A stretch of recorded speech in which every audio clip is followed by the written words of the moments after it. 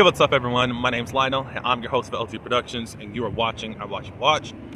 We are covering Sistas. This is Season 9, season premiere, Episode 1. I appreciate everyone for coming to my channel. In support of me, please like this video. You can also leave your comments below. And if you are new to this channel, welcome aboard and subscribe and stay notified on what's going on over here. Now let's get into this episode. Okay, for me, I'm so glad the Sistas took a long break. I needed it. I think they were done, in March or whatever? It was good because even with Sistas, you do have, about 24, 26 episodes and all that. So, good. And now I'm more in a rested place, in a more clear mind, fleshing out some of the last season's episodes and just moving forward. Hopefully you guys feel that way too, and I'm sure a lot of Zatima fans are like, what's going to happen with these babies with Karen? But we shall see. There was there was 4 cliffhangers that were happening last season. First, we know that Karen, all of a sudden her water broke in Zach and Fatima's place. We know also that Sabrina caught Rich getting it on with Penelope. Tony announced to Danny that his job was shipping him off to Alaska. And then, for the most dramatic thing, was the whole shootout with Gary, his assistant, I forgot his name now, but Andy, and then Zach was rushing in right at the last moment. And then we see everything go black. We even saw a person who wasn't in this episode, Robin. Everything was going black while he was in the airport. Now, in present day, in season 9, episode 1, it looks like there is a citywide blackout.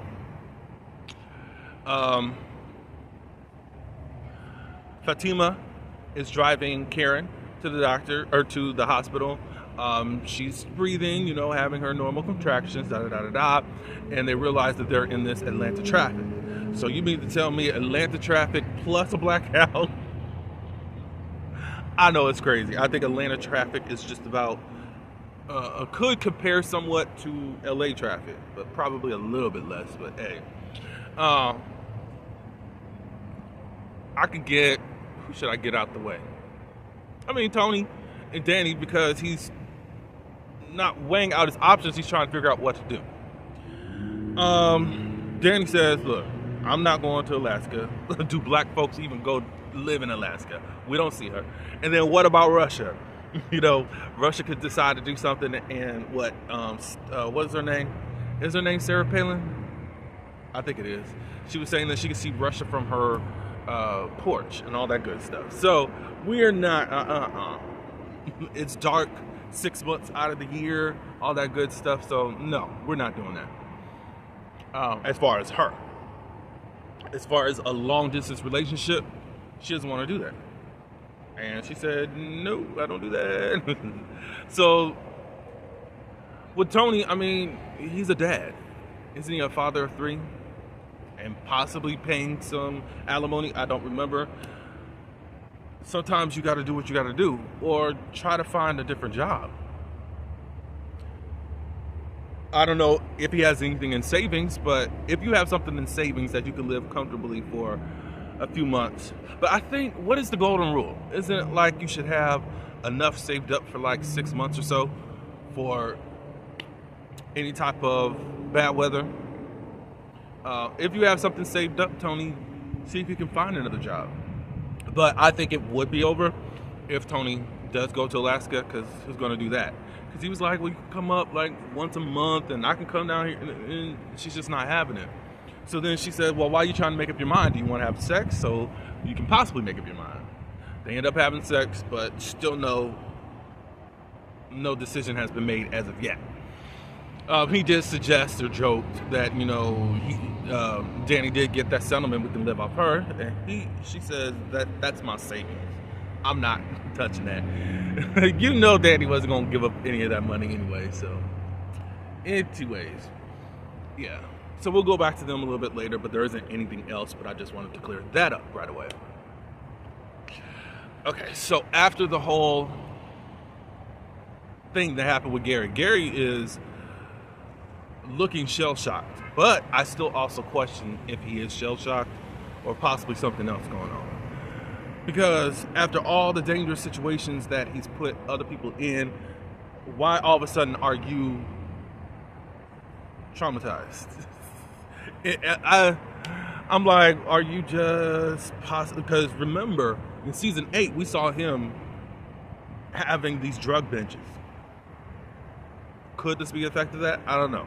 But y'all can let me know. Anyways, he's shell shocked. He ain't saying nothing. The police are there and they're questioning, and Zach is just saying, hey, I was trying to help out here, da da da da da. Dude was trying to shoot me, but he missed, da da da da da, and all that. The police wanted Zach and Andy to go down to the police station, and he said, no, you're out of your mind. I'm not doing that. I answered everything that I was going to give you here. Zach ends up taking Andy home. It's unsettling to Andy, and she's trying to just how can I say this? She's trying to get it together after this whole situation. It's a lot. It's a traumatic situation, and cool, and she got to deal with that. What they talk for a little bit, how do you handle stressful situations? How do you handle, a near-death situation? Zach's like, I don't really think about it, but I have been in these type of situations before. But I pray and I meditate. And she's like, you pray? He's like, well, every once in a while, once a year. I guess that's the comedy of this episode. But you can see that their bond is strengthening. Andy did not want Zach to tell Fatima about this whole Gary situation. He was still fine with it.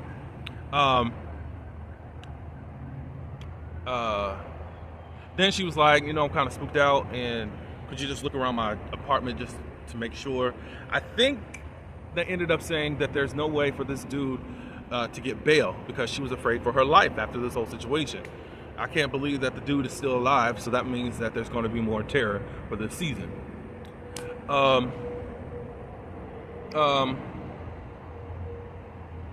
Yeah, so Zach checks everything out.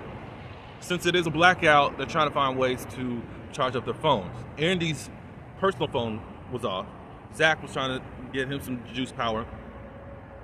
And also because of the blackout, there isn't any Wi-Fi signal. Andy ended up getting her work phone together. And we're finding out that Fatima has been calling them. Now we're going to pause right there. And we're going to segue into more of what's going on with Fatima and Karen. They make it to the hospital, but because of the blackout madness, it's quite hectic. She needs to see someone. So she's sitting in a regular hospital chair in pain. She's starting to develop a fever. Also at the same time, she's got chills, and she's still saying many times, something is wrong, something is wrong, something is wrong. Fatima's telling the nurse all this stuff, and she's not really caring.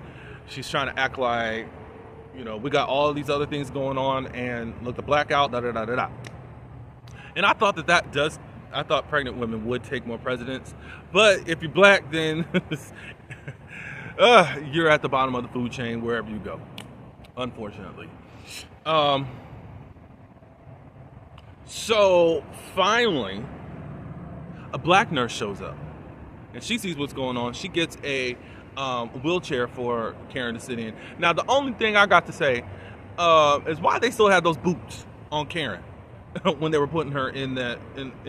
Like, somebody could have got her some footies. Don't she have some house shoes, something? Get her a little bit more comfortable.